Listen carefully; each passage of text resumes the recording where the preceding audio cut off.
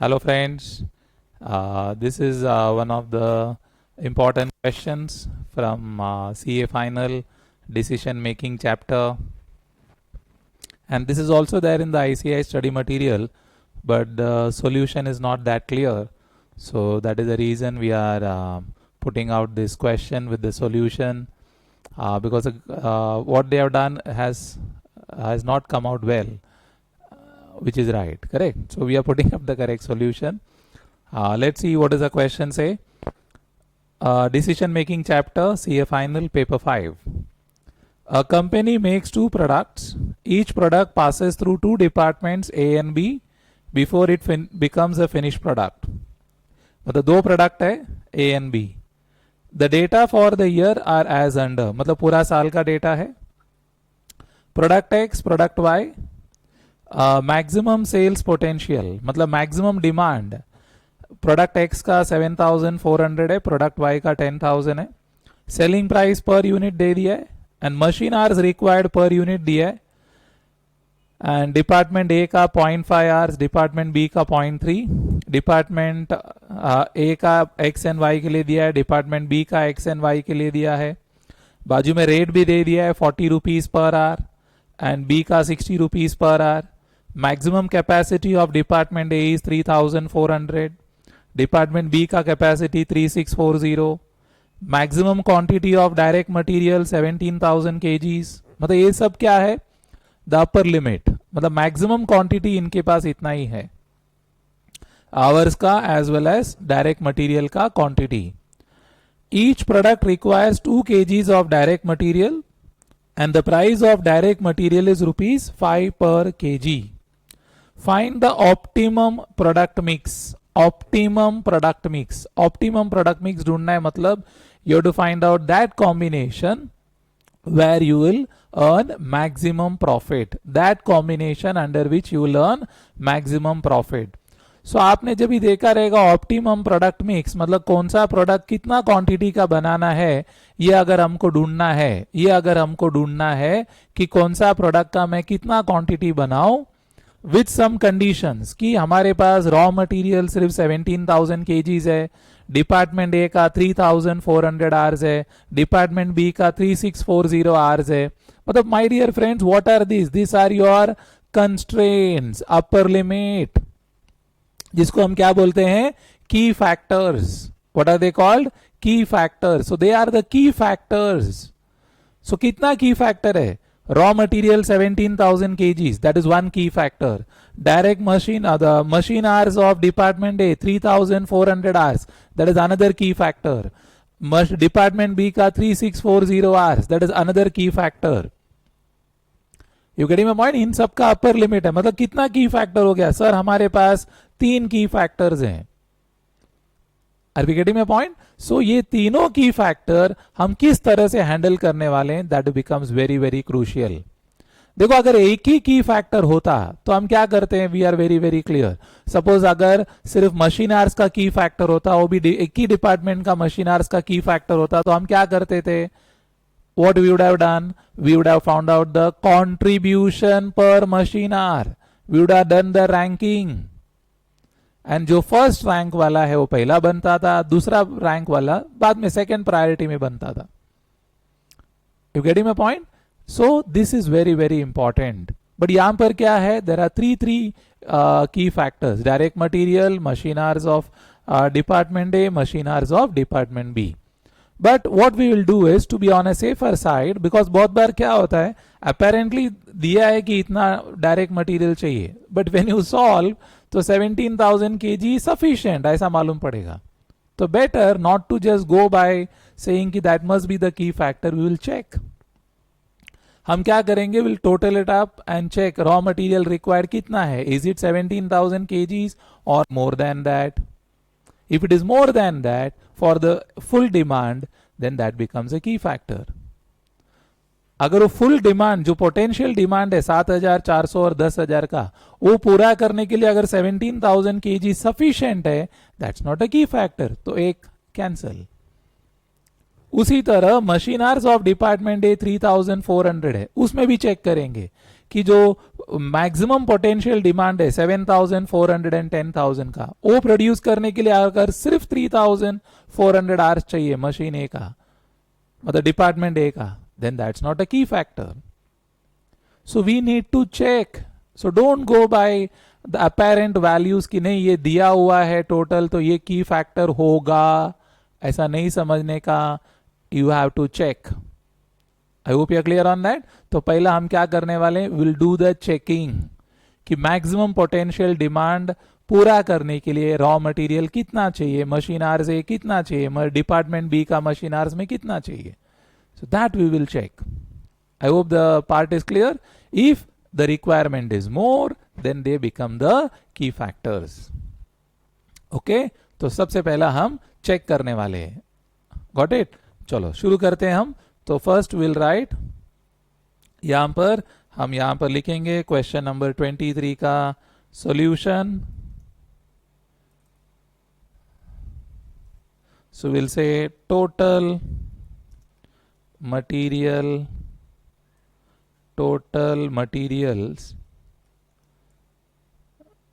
required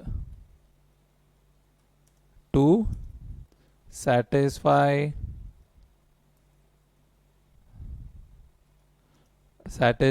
potential demand is equal to, देखो product X का कितना यूनिट है, 7,400 यूनिट्स है सर. इनटू एक यूनिट बनाने को कितना लगता है बच्चों, एक यूनिट बनाने को 2 kgs लगता है. सो 2 kgs प्लस प्रोडक्ट बी का डिमांड कितना है 10,000 इनटू कितना 2 kgs, उसके लिए भी 2 kgs ही है, दोनों के लिए 2 kgs चाहिए. Correct.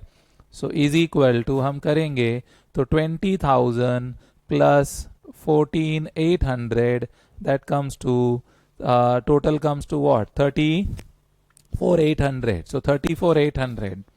getting my point. so 34,800 है, 34,800 kgs which is less than, sorry, which is more than available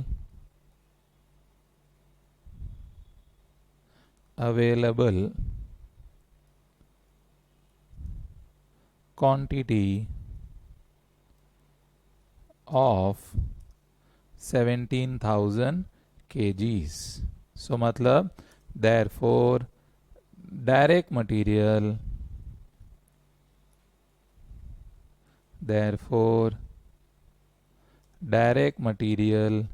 is key factor.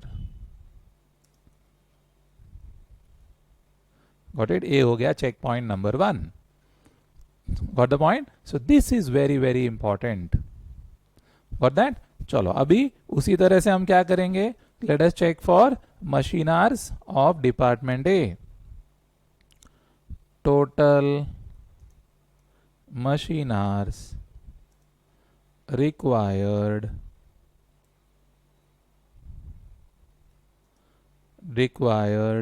to satisfy potential demand. चलो उसमें सबसे पहला हम क्या करेंगे, will talk of department A, साथ उधर ही कर देंगे. Department A is equal to 7,400 units into, एक यूनिट को कितना टाइम लगता है बोल रहा है लोग, प्रोडक्ट एक्स के लिए कितना आवर्स लगता है 0.5 प्लस 10,000 इनटू इधर लगता है 0.3, टेबल में दिया हुआ है this is. So 0.3. So 7,400 into 0.5 plus 10,000 into 0.3. I hope you clear. So कितना लगेगा देखो, 3,700 हो गया plus 3,000, so that is 6,700 which is more than available hours of 3400। So ये भी ज़्यादा है, मतलब रिक्वायरमेंट हमारा ज़्यादा है, तो की फैक्टर हो गया। तो डिपार्टमेंट बी देख लेते हैं हम। Let's move on to department B. इसी तरह से 7400 इंटू कितना है 0.4 प्लस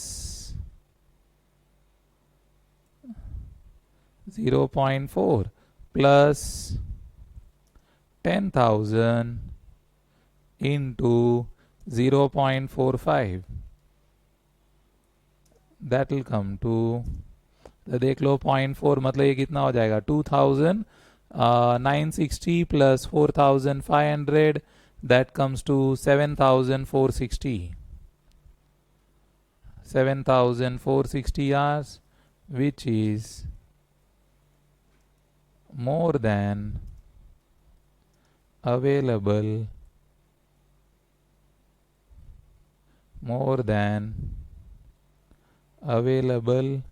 hours of कितना दे देखो 3640। therefore machine hours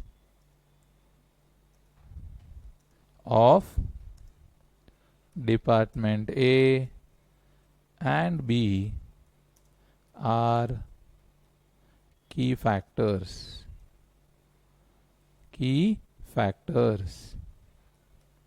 बराबर। सो कितना, 3 की फैक्टर्स कंफर्म्ड हो गया माय डियर फ्रेंड्स, और 3 key factors confirmed.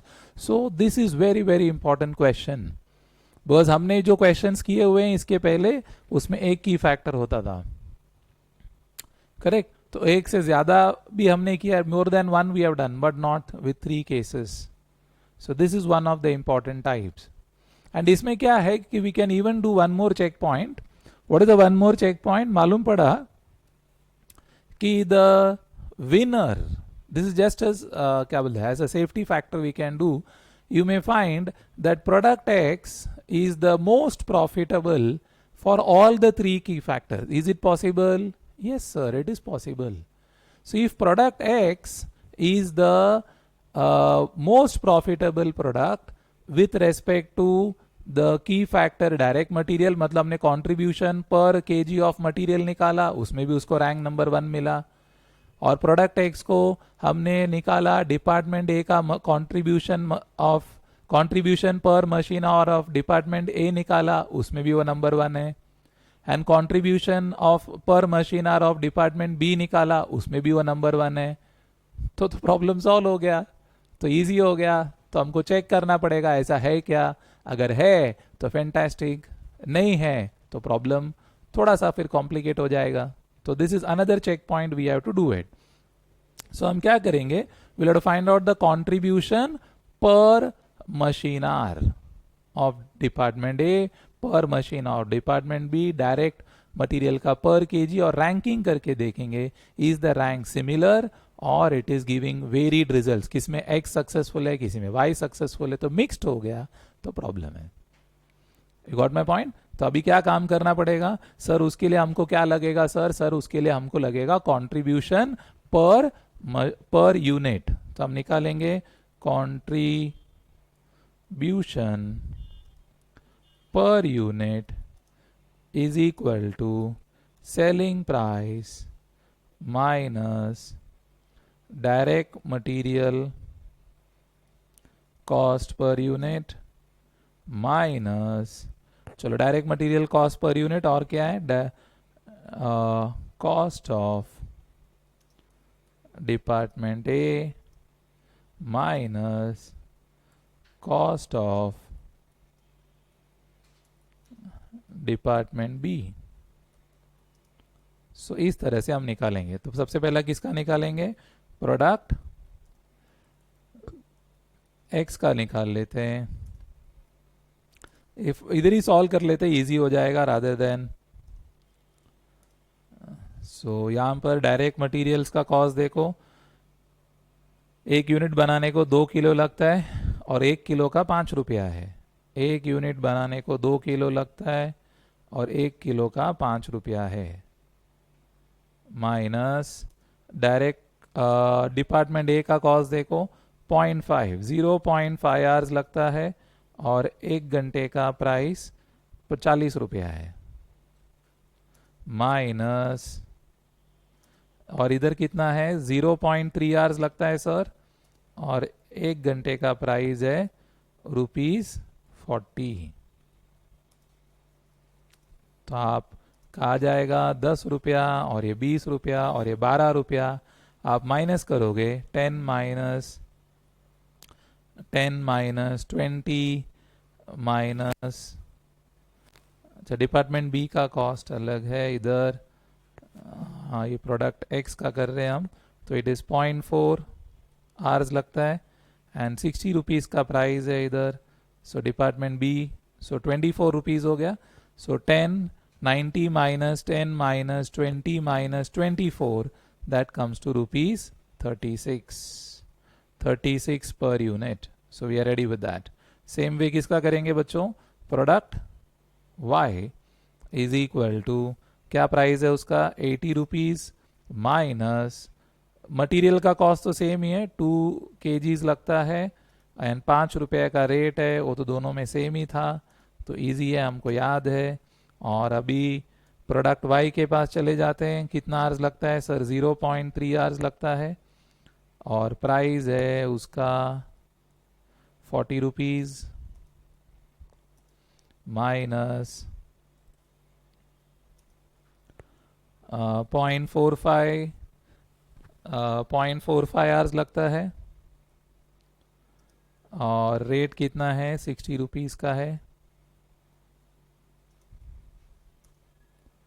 That comes to rupees, देख लो 80 - 10 - 12 - 27, that comes to ₹31, so 31 per unit.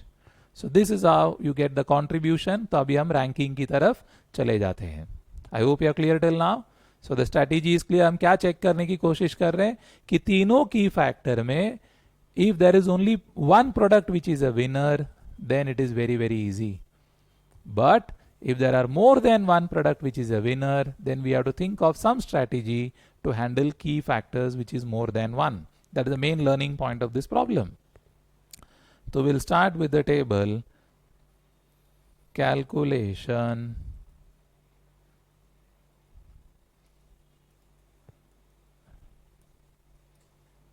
of contribution per kg of material, comma, per machine hour of department A and department B. Correct. So यहाँ पर हम लिख देंगे particulars product X, then product Y, product Y. Clear. चलो सबसे पहला point हम लिख देंगे contribution per unit, contribution per unit in rupees. Sir कितना था, ऊपर हमने कैलकुलेट किया हुआ है सर 36 रुपीज़ है, और यहाँ पर कितना है सर 31 रुपीज़ है। चलो सेकेंड पॉइंट सर हमारे पास है, सो दैट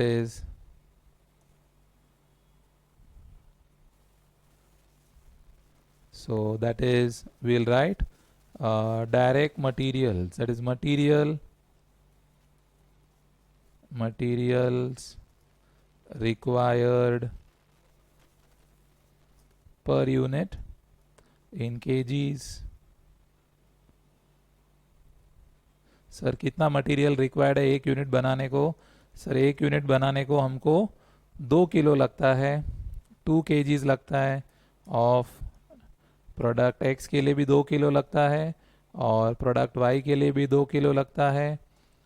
तो हमारा कंट्रीब्यूशन पर KG of material, that will be 1 divided by 2,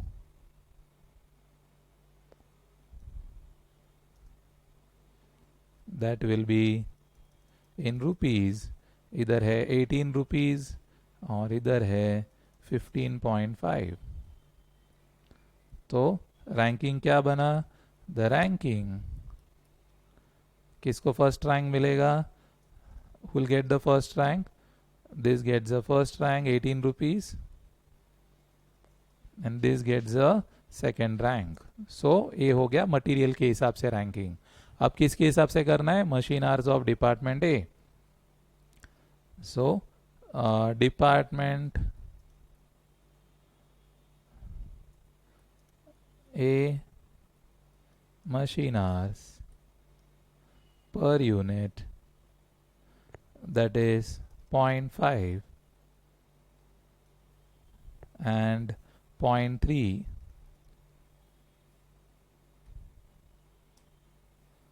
correct. So क्या आएगा? Contribution per machine hour, contribution per machine hour will be 1 divided by 5.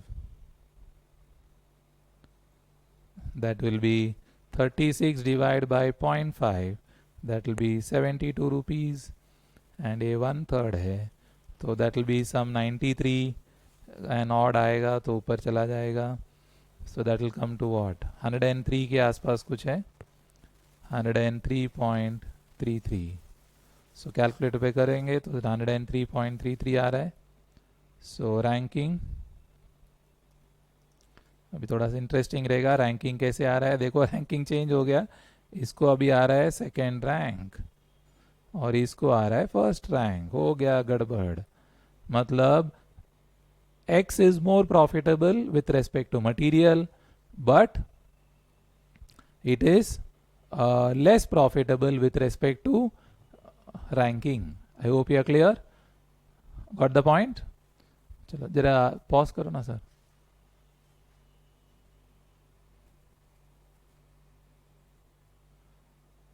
Hello hello. Yeah. So we have done the contribution per machine hour of department A का हमने निकाल दिया है. So product X and product Y. But if you see the ranking is number 2 for product X and number 1 for product Y. मतलब क्या? The meaning of this is कि the whole equation has changed. मतलब एक की factor के हिसाब से x ज्यादा प्रॉफिटेबल है, दूसरा की फैक्टर के हिसाब से वाई ज्यादा प्रॉफिटेबल है. तो ऑब्वियसली ये दोनों की फैक्टर मैच नहीं हो रहे. अब तीसरा तो चेक करने का जरूरत ही नहीं है. But if you want you can check. It is not correct. तो हम क्या लिखेंगे? Since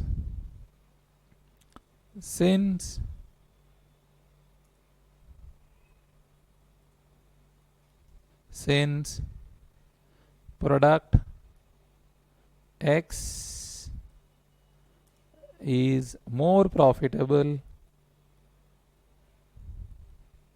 with respect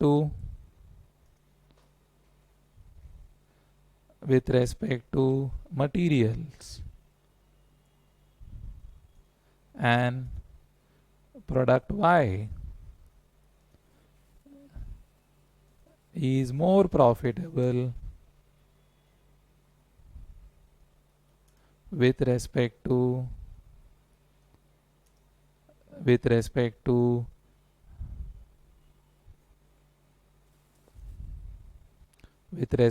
machine hours of department A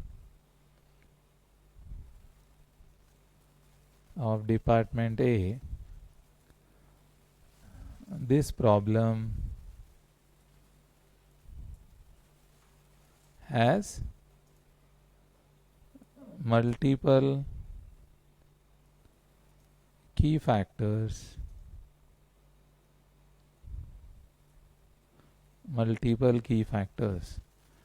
It can be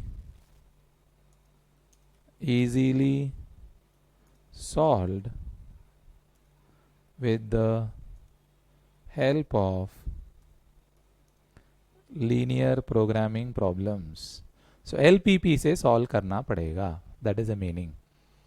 I hope you're clear. So we have to solve by LPP. So मतलब आपको क्या करना पड़ेगा, equation के लिए लीनियर प्रोग्रामिंग फॉर्मुलेशन करना पड़ेगा, फिर उसको ग्राफिकली सॉल्व करना है. LPP will make it very very easy.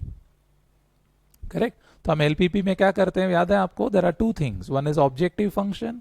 What is objective? Obviously मेरा जो कॉन्ट्रीब्यूशन है उसको मैक्सिमाइज करूंगा मैं. Subject to there are some constraints. क्या क्या कंस्ट्रेंट्स है? डायरेक्ट मटेरियल का कंस्ट्रेंट है, machine hour of department A का कंस्ट्रेंट है, machine hour of department B का कंस्ट्रेंट है, और क्या कंस्ट्रेंट है? Sales potential of X, sales potential of Y, because I can't sell more than that, तो I do sell less than that. Getting my point? तो इस constraint के साथ हम LPP फॉर्मुलेट करेंगे, उसके बाद उसको ग्राफिकली सॉल्व करेंगे. I hope you are clear on that. तो सबसे पहला हम चले जाते हैं formulation. So will do formulation with LPP model. Correct. So formulation with LPP model कर रहे हैं हम. So let us move on to the next part. So यहाँ पर हम शुरू कर देते हैं.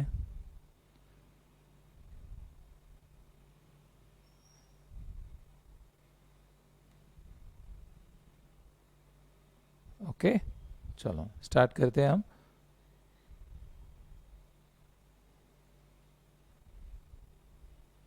तो start with the LPP formulation. How do we start?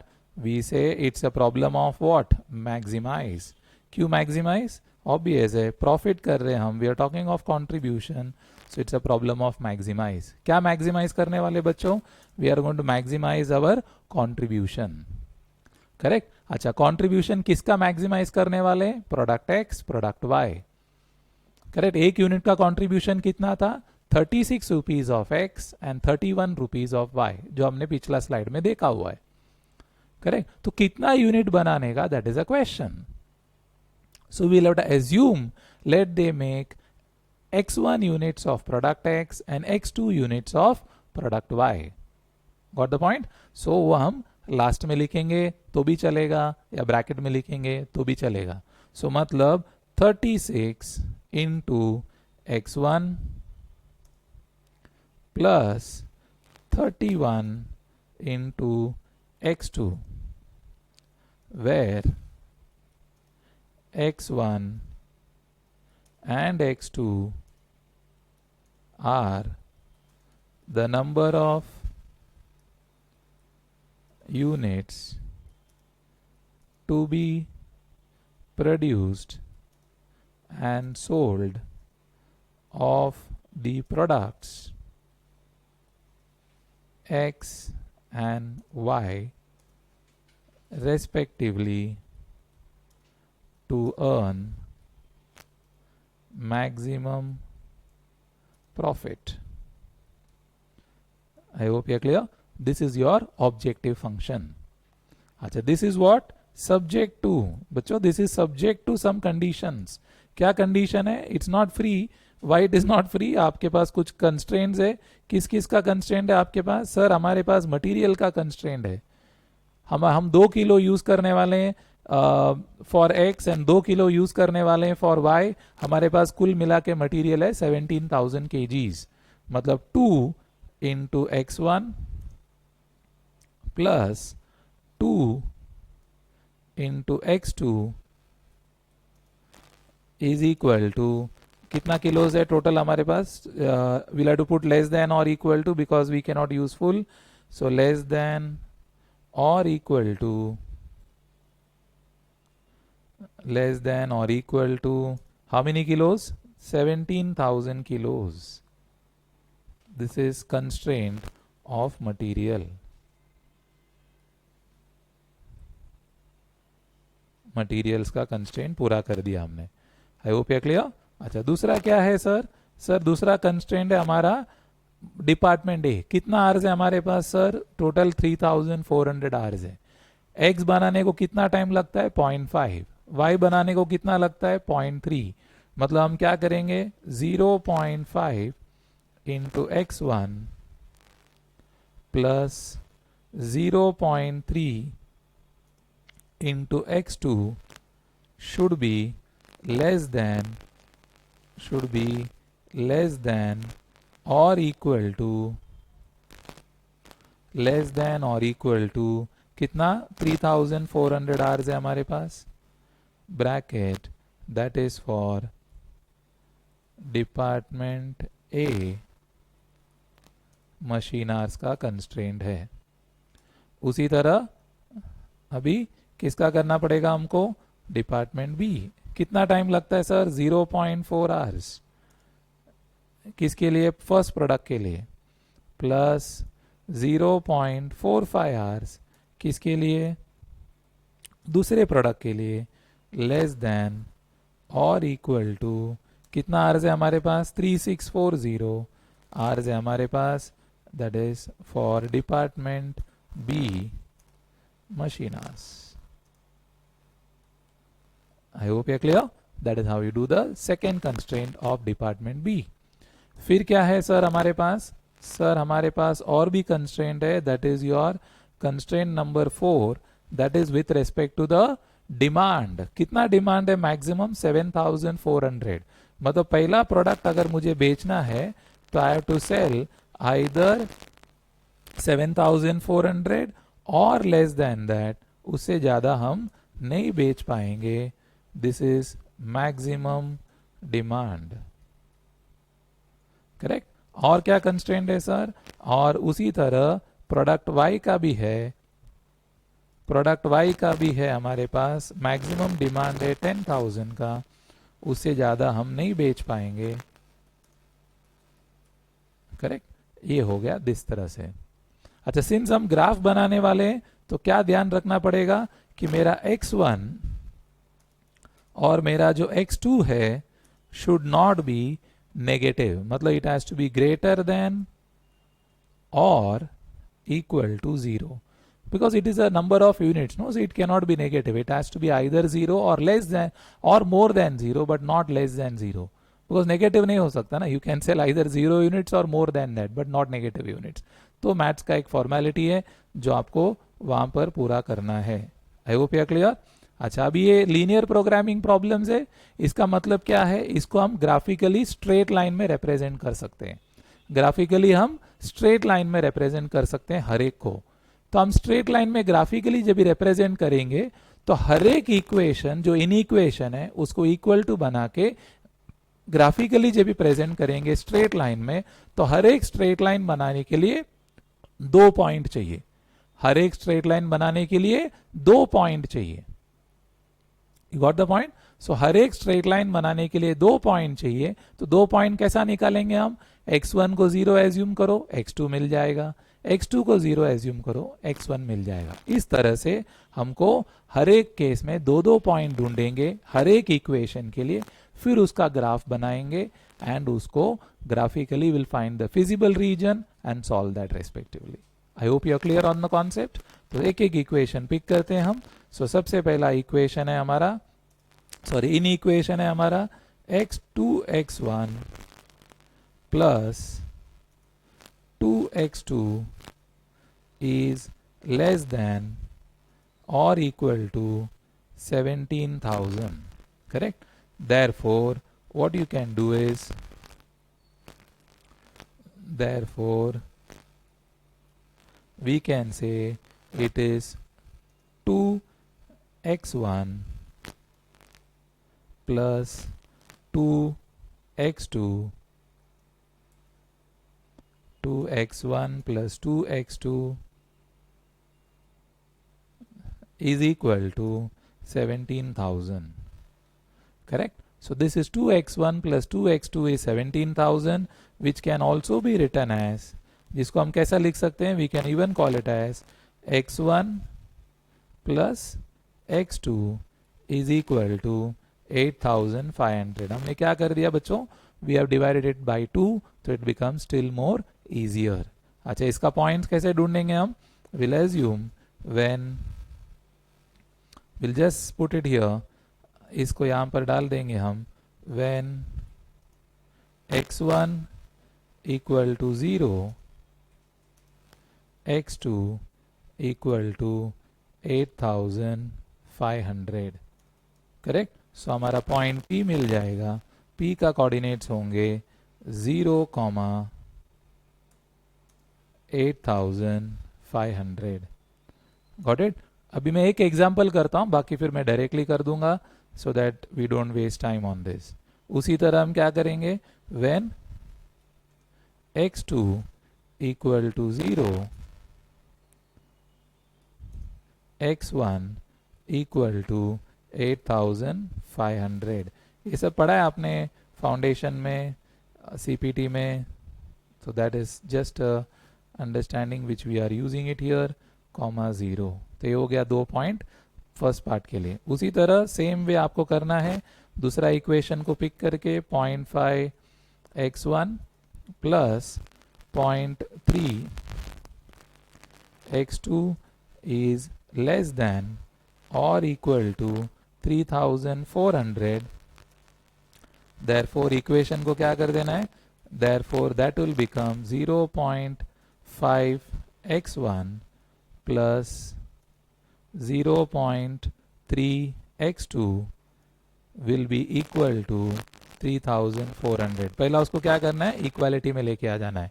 ऊपर क्या ढूंढा हमने, पी एन क्यू ढूंढा, उसी तरह भी क्या ढूंढेंगे, आर ढूंढ लेंगे। सेम तरीका है, no change in it. So do the calculation, calculator का हेल्प ले लो, तो आपको फटाफट सबका कोऑर्डिनेट्स मिल जाएगा। तो पहला वाला कोऑर्डिनेट्स आपको आ जाएगा 0, 0, आप राउंड ऑफ कर दोगे तो 11333 आ जाएगा। Will round it of, that's the first thing. And दूसरा पॉइंट आएगा S, उसका कोऑर्डिनेट्स बनेगा 6800, 0, 6800, 0।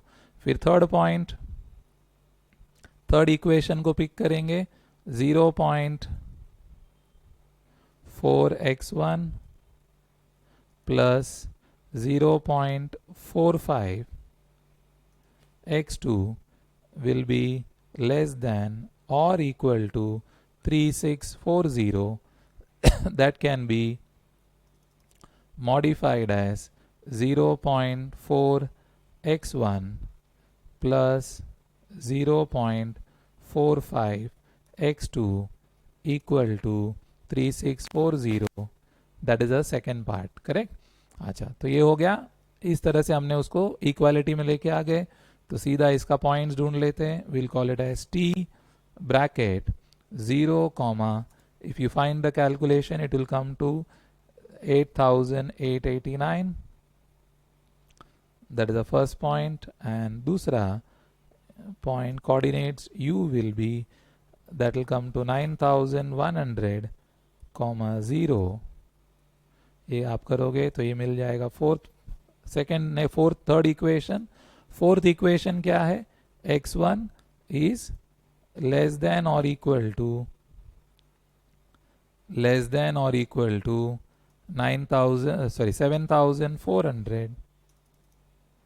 7400। so that is x1 equal to 7400। it is equation of a line, it's equation of a line parallel to x2 axis, parallel to x2 axis, passing through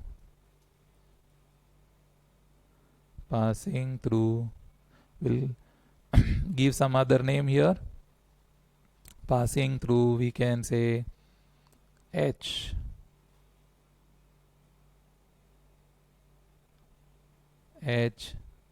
bracket 7400, 0, correct। so this is one।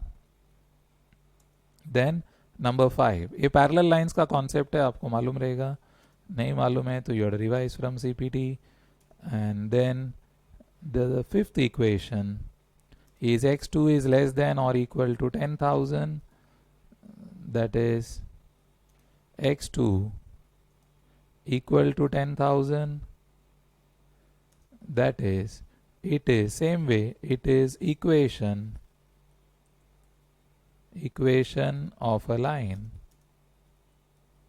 parallel to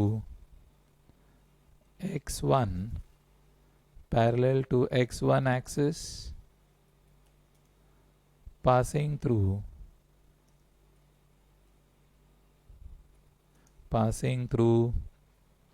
we'll call it as f bracket 0 comma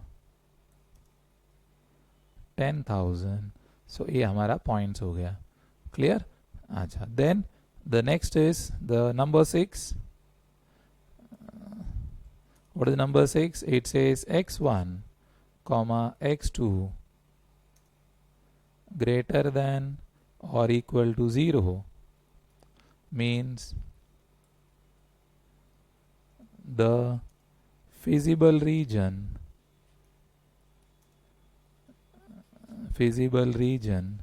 will be in the first quadrant, first quadrant will be in the first quadrant. This is how you take it. So ये सब points आ गए हमारे पास. P Q एक line, R S second line, T U third line, then one line parallel to the x2 axis, one line parallel to the x1 axis. तो ये आप ग्राफ बना दोगे एंड सारे इक्वेशंस आप देखोगे तो लेस देन है, मतलब all the shaded region will come towards the origin. Less than रहेगा तो the shading is towards the origin, correct. तो इसको ग्राफ पेपर में लेके प्लॉट करना है आपको. तो कैसा प्लॉट करेंगे सर, हम कैसा लेंगे वैल्यूज. तो आप सारे वैल्यूज देखोगे तो 6800 है. देखो P, देखो P का 0 8500, फिर इधर 8500 0, इधर 11000 है, 6800 है, 9100 and so on.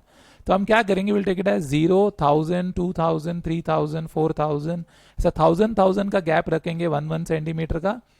And x axis में we can go up to 10,000 and y axis में we can go up to 12,000, because 11,333 है तो 12,000 तक हम ग्राफ को ले सकते हैं. Are you clear. So total 4 lines to be drawn, 5 lines to be drawn, and we will move on to the basic part of it. I hope you are clear. Any doubt, any confusion? तो चलो. So graph paper can be your normal notebook, वहां पर आप शुरू कर सकते हैं. I have already taken the graph because that I don't waste your time. So graph है इस तरह से बनेगा, तो आपका लाइन इस तरह से बनेगा. सो P जो है वो येलो जो लाइन दिख रहा है, आप येलो बोलो ऑरेंज बोलो, that is your PQ, correct. And जो रेड लाइन दिख रहा है that is the second line RS. Then blue line जो दिख रहा है दैट इज TU. एंड जो पैरेलल लाइन दिख रहा है GH. देन दूसरा parallel line is FG. Got it. And सब कुछ लोअर साइड पे है, तो एवरीथिंग, तो जो शेडेड किया हमने that is your feasible region. तो फिजिबल रीजन में कौन है, D है एंड E है. सो मतलब पूरा फिजिबल रीजन को नेम करेंगे तो क्या होगा, T D E, एंड यहां पर we can call it as S. I hope you are clear. So क्या है, T D E S. TDES is the feasible region. Okay, so this you have to draw, then you can see the slide. So if I wait for you to draw, it will take half an hour. Correct. So I hope you will be drawing that on your own. अच्छा, आप बोलोगे sir कैसा लिया आपने, 0 1000 2000, मतलब I have taken 1 2 3, it is actually 1000 2000 3000, किधर तक जा रहा है, 10,000 तक जा रहा है. और यहां पर क्या किया है, सेम 0 1000 2000 till 12,000, 13,000, इट इज 1,000. तो हमारा स्केल है वो, क्या स्केल हमने रखा है, 1 centimetre is 1,000 in x as well as y. Got it. अच्छा, आप बोलोगे सर यहां पर तो ऑड फिगर्स था, 8,500 कैसा लिया आपने, 8,500 कैसा लेंगे, 8 और 9 के बीच में आएगा 8,500. Got it. अच्छा, आप बोलोगे 11,333 कैसा लिया आपने, सर 11 एंड 12 के बीच में 11,500 आएगा, तो उसका थोड़ा नीचे is 11,333. I hope you clear. अच्छा, फिर क्या था, 8,888 या 89. तो हमने क्या किया, 8,000 और 9,000 के बीच में 8,500 है. 8,000 और 8,000 एंड 9,000 के बीच में 8,500 है. तो 8,888 will be on the lower side, 8,500 से कम होगा. सो एक अप्रोक्सीमेट बेसिस पे आप करोगे तो एग्जैक्ट इस तरह का फिगर आएगा. ये डायग्राम रॉन्ग ड्रॉ किया है मॉड्यूल में, इसलिए खास करके हमने वीडियो बनाया है. Correct, this diagram is wrongly drawn and the points are taken wrongly. So answer को वो लोग ने फिर मॉडिफाई किया है. Got the point. So answer अपना सेम आएगा, but this is the more perfect diagram. They said हमने डायग्राम किया, रॉन्ग आ रहा है, फिर हमने सब कुछ चेक किया और लेके आया answer. So that's the speciality of this module में. जो डायग्राम रॉन्ग है वो हमने सही तरीके से उसको पेश किया है. Got the point. So if you want we can correct. So this is how we do it. Okay, चलो I hope you are clear. चलो फाइन. तो अभी हम लिख देंगे यहां पर सब लाइन्स का लेस देन है ना, इसलिए shading is towards origin. So since all the lines are shaded towards origin, the common region will be the one which I have shaded. कि सब कुछ लेस देन है ना, तो सब कुछ नीचे की तरफ है. Got it. तो yellow line intersects with blue and yellow line also intersects with red. उसके नीचे वाला पोर्शन सेटिस्फाइज एवरीबडी, बाकी कोई उसको सेटिस्फाई नहीं करता है, because yellow, blue and red थोड़ा ऊपर है.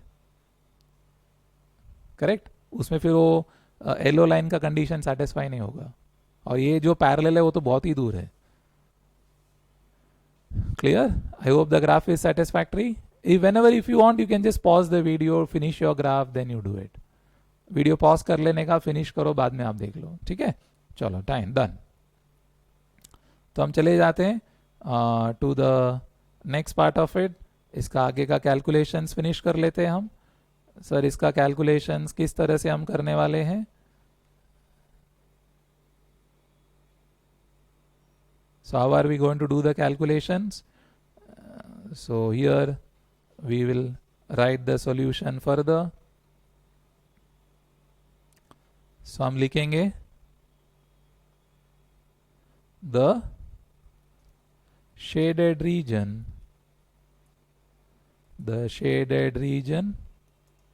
what is the name we had given, the shaded region का नाम क्या था हमारा, it started with TDES. TDES is the feasible region.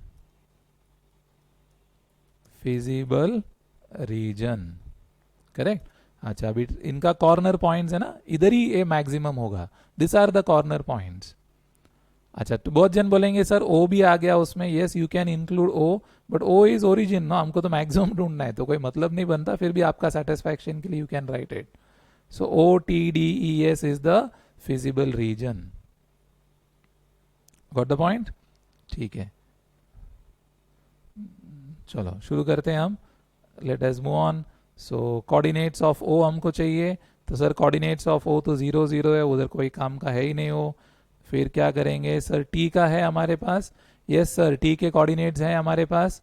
क्या था टी के कोऑर्डिनेट्स, 0, टी का कोऑर्डिनेट इज 0,8089. ओ है डी के कोऑर्डिनेट्स. सर मिसिंग है, डी का कोऑर्डिनेट्स तो नहीं है हमारे पास, दैट इज मिसिंग. अच्छा, ई का कोऑर्डिनेट्स है, नहीं सर ई का भी नहीं है हमारे पास. दैट्स अगेन मिसिंग, बराबर। अच्छा, एस के कोऑर्डिनेट्स हैं, yes sir, P Q R S, तो एस के कोऑर्डिनेट्स हैं हमारे पास, दैट इज 6800 कॉमा 0, ये है। तो मतलब हमको क्या करना पड़ेगा, डी एंड ई के डी एंड ई के कोऑर्डिनेट्स ढूंढने पड़ेंगे। कैसा ढूंढेंगे, will say D is the point of intersection of lines. देख लो डी किसके पॉइंट ऑफ इंटरसेक्शन है, देख लो बराबर यहां पर, if you observe D and D, देख लो किसके पॉइंट ऑफ इंटरसेक्शन में है,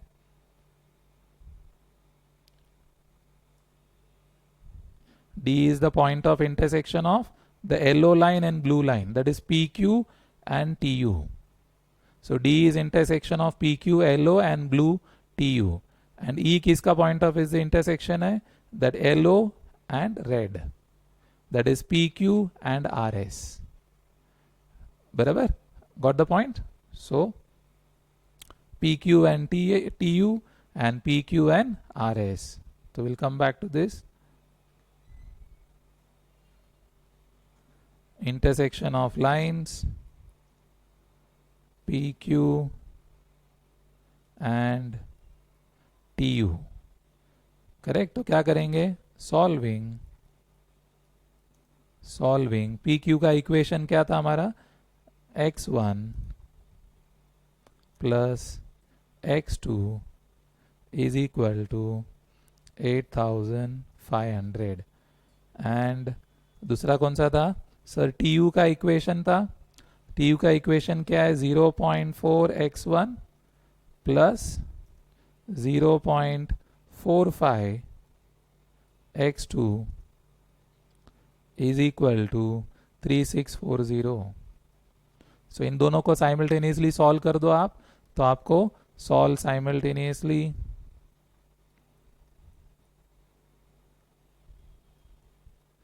सॉल्व करने आता है, सॉल्व साइमल्टेनियसली, तो आपको कोऑर्डिनेट्स आ जाएगा।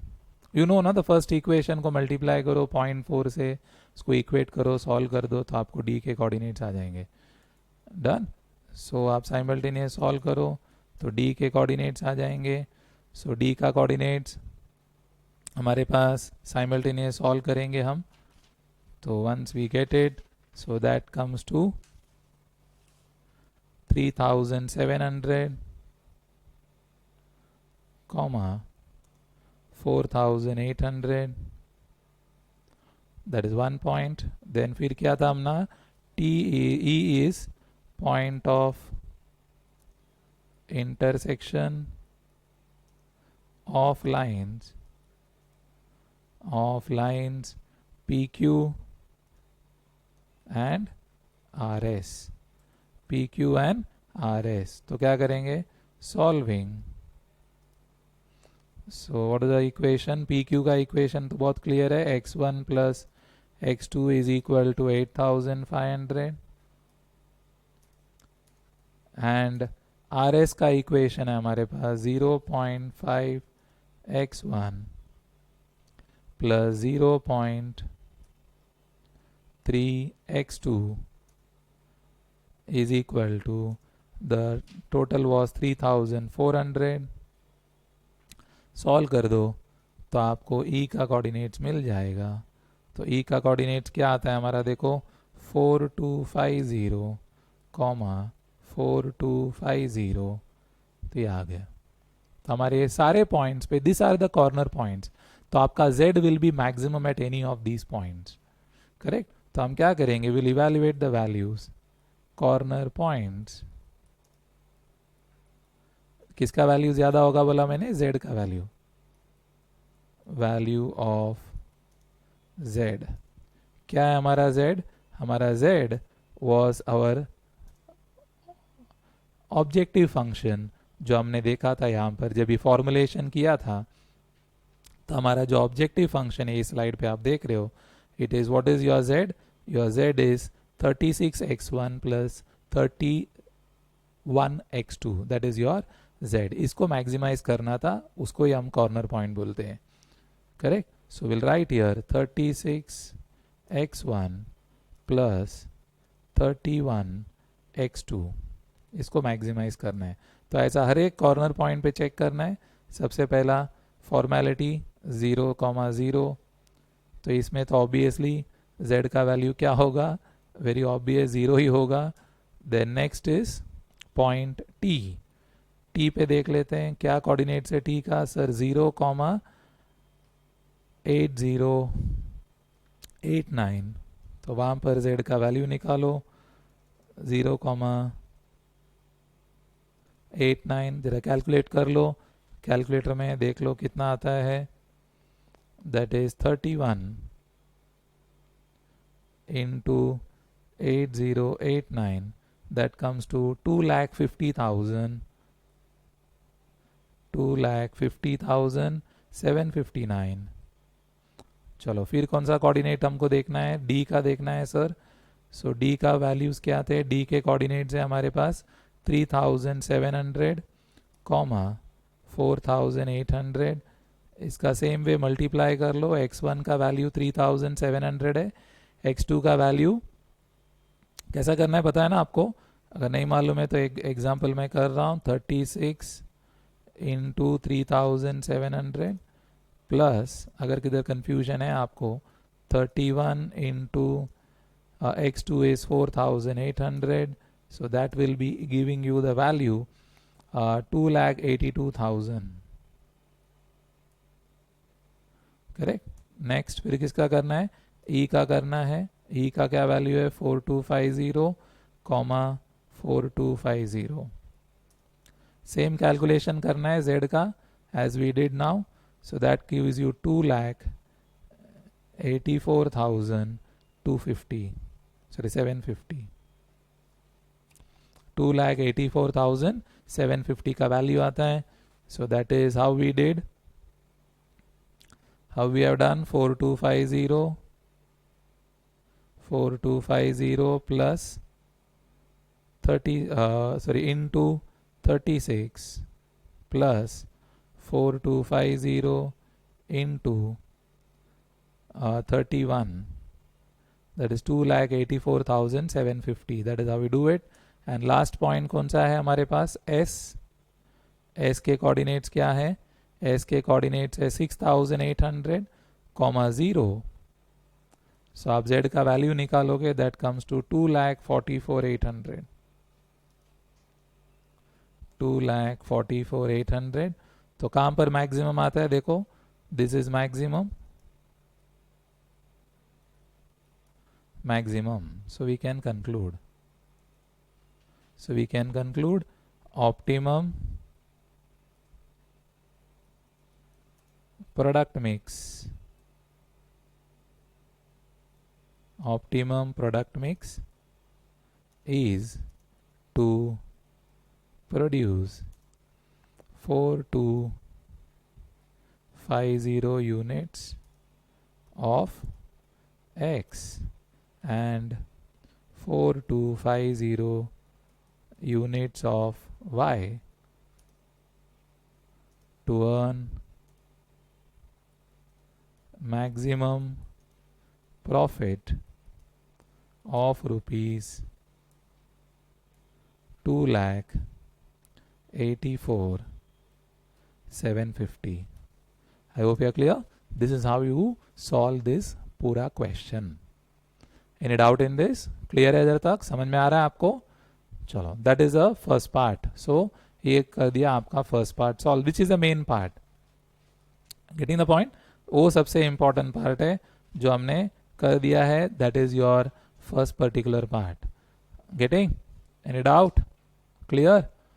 अच्छा, second part अगर आपको करना है तो second part is easy. क्या बोल रहे हैं लोग? In the view of aforesaid production capacity constraints, the company has decided to produce only one product during the year. Which of the two products should be produced and sold in the year to maximize the profit? State the number of units, that product and relevant contribution. मतलब वो लोग बोलता है अगर एक ही product बनाना है तो कौन सा प्रोडक्ट बनाओगे आप? तो ऑब्वियसली हम क्या करेंगे, विल फाइंड आउट कि प्रोडक्ट एक्स मटेरियल के हिसाब से कितना मैक्सिमम बनेगा और क्या कंट्रीब्यूशन आएगा, करेक्ट। उसी तरह मशीन आवर्स के हिसाब से कितना मैक्सिमम बनेगा, क्या कंट्रीब्यूशन आता है। फिर डिपार्टमेंट बी का मशीन आवर्स के हिसाब से कितना बनेगा, क्या कंट्रीब्यूशन आता है, correct. Because first we'll have to find out the maximum number of units that can be produced. So हमको देखना पड़ेगा मटेरियल के हिसाब से कितना यूनिट्स मैक्सिमम बनेगा, डिपार्टमेंट ए का मशीन आवर्स के हिसाब से कितना बनेगा, और बी के हिसाब से कितना यूनिट्स बनेगा, और पोटेंशियल डिमांड क्या है। तो एग्जैक्टली कितना यूनिट्स बनेगा, it will be minimum of these three, no. क्योंकि अगर मटेरियल के हिसाब से सिर्फ 2000 बनता है, बट ए के हिसाब से 4000 बनता है, बी के हिसाब से 4000 बनता है, डिमांड भी 4000 का है, बट हमको तो 2000 में ही रुकना पड़ेगा, उस मटेरियल ही नहीं है हमारे पास। सो हर एक का कंस्ट्रेंट के हिसाब से will find the number of units, pick the lowest, then find the total contribution. उसी तरह वाई में भी तीनों कंस्ट्रेंट के हिसाब से quantity, pick the lowest contribution. जहां पर टोटल कंट्रीब्यूशन ज्यादा आता है, that product we will manufacture. I hope you are clear, that is how you do that. I hope that is very clear to you conceptually.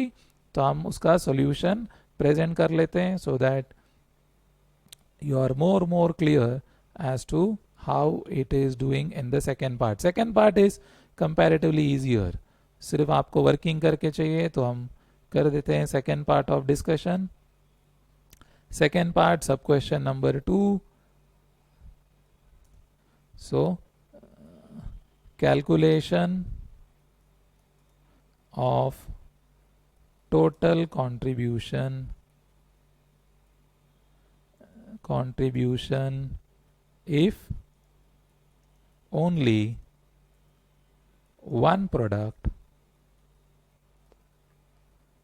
is to be manufactured.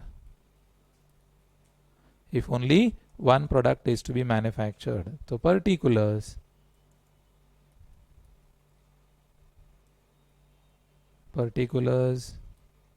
then product X,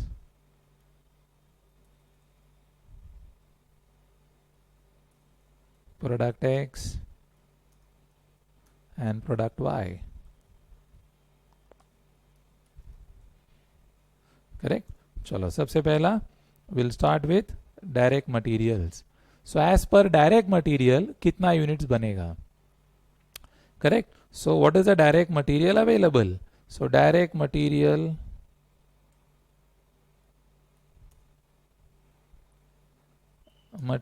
available in kgs. कितना direct material available है, देखो 17,000 kilos available है। So direct material का 17,000 kilos available है।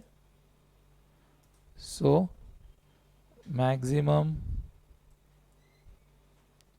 Maximum possible units bracket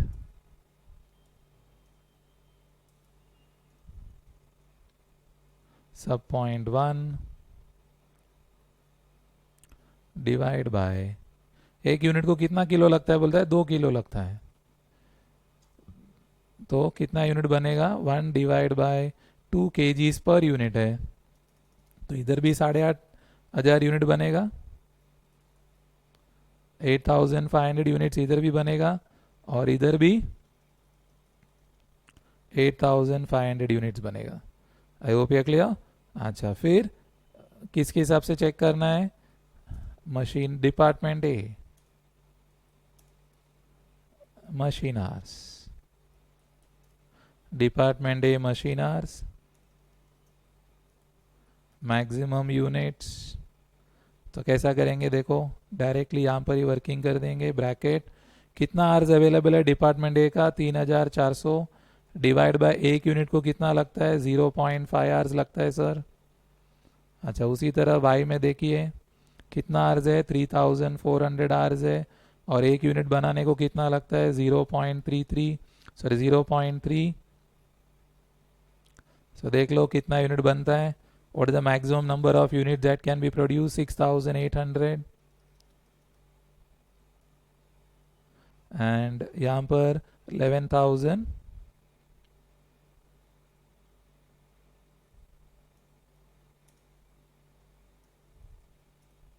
11,333 correct. चलो उसके बाद number 4 department B machine hours maximum units कितना आर्स अवेलेबल है देखो डिपार्टमेंट बी का इट इज 3,640 डिवाइड बाय 0.4 एक यूनिट के लिए इधर भी सेम 3,640 डिवाइड बाय एक यूनिट के लिए 0.45 सो देख लो उसको डिवाइड कर देंगे तो कितना यूनिट बन गया देखो 9,100 यूनिट्स और इधर आ गया 8089 units 8089 units yes.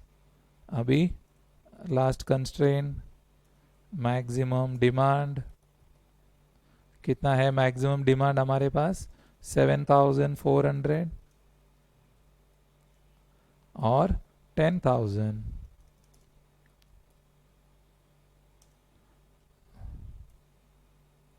so maximum units that can be produced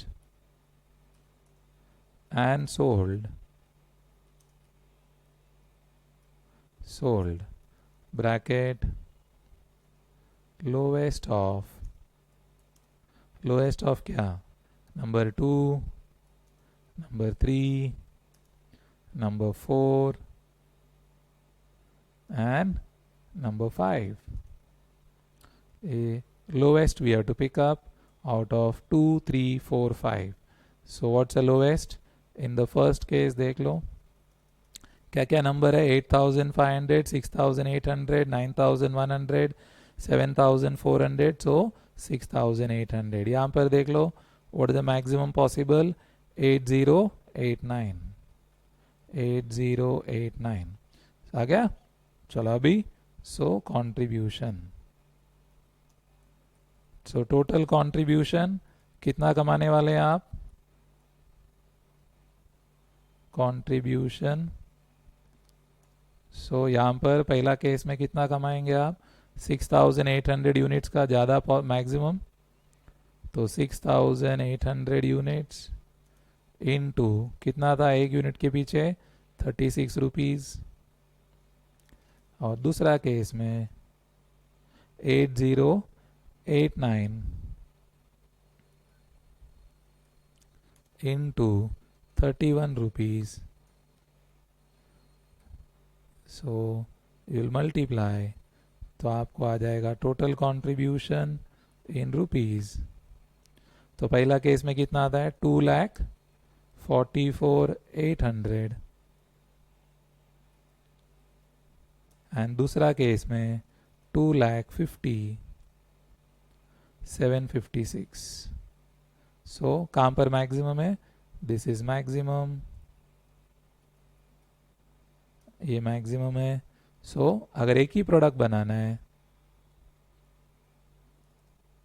if the company decides to produce only one product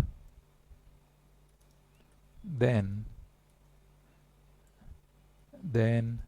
it will produce product Y since total contribution earned is maximum. I hope you are clear. So that was an exhaustive one. So I hope all are very very clear on that. Okay. Bye bye. Thank you all. God bless you. See you. कुछ भी doubt रहेगा the number is down. Website, mail ID, we are always available. Bye bye. Thank you.